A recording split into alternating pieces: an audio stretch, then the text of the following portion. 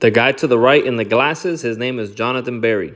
The U.S. Senate will hold a confirmation hearing for President Donald J. Trump's nominee for Solicitor of the Department of Labor, Attorney Jonathan Berry, on Wednesday, June 18th, 2025. Why is this so important? Because Jonathan Berry was one of the authors of Project 2025, and he openly calls for the United States of America to start passing Sunday laws. You can go ahead and look up Project 2025, page 589. One of their objectives is to pass Sunday laws, which are also known as blue laws.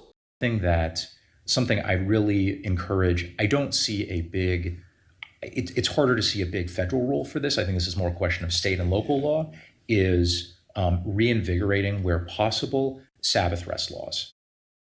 To be very specific, like it used to be, this was basically the norm through, as best, I've looked into this some, I'm working on some research on this, literally dating back to Constantine and his recognition of Christianity in the Roman Empire, that you've had a pretty consistent tradition in Western civilization of taking Sunday off from commerce.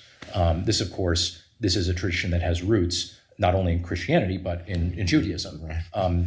And keeping the Sabbath holy, and having a time not only for, it's not merely from rest in the sense of abstinence from work, but it's rest for time with God, time worshiping God. It's rest for time with community, and even in between is time with family.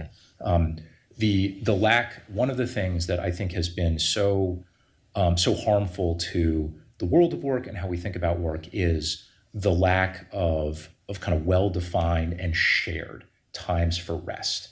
One of the best pieces on this from a secular-ish author named Judith Shulevitz put this in The Atlantic a few years ago, called "Why You Never See Your Friends Anymore." And she opens with talking about the Soviet experiment in abolishing the 7-day week, replacing it with a 5-day week where just 1/5 of all the people are randomly assigned, like, you will have this day off, you will have this day off. It was a debacle. And within a few years, even the Soviets had to admit this was a very bad idea.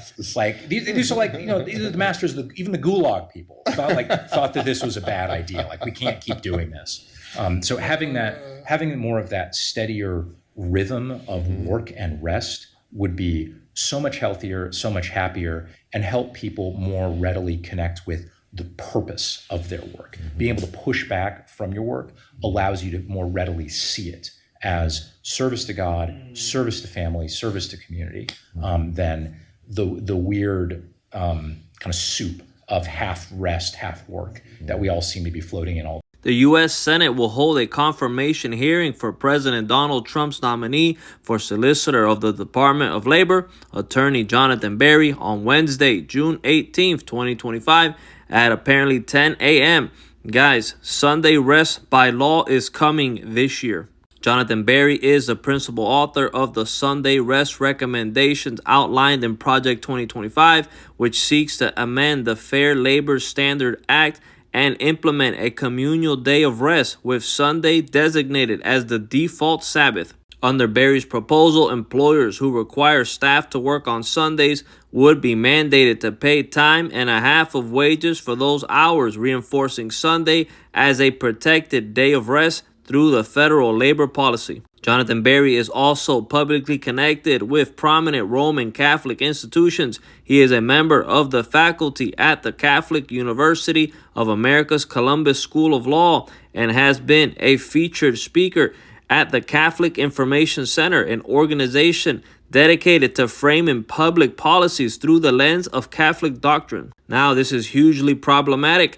If you know Bible prophecy, you understand that the little horn in the book of Daniel chapter 7 is the Vatican, the Catholic Church.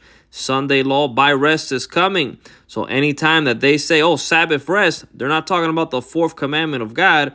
They're talking about the Sunday tradition of the little horn, the Vatican. They're not talking about the seventh day that God blessed and sanctified at the beginning of creation and made one of the 10 commandments, what we know today as Saturday.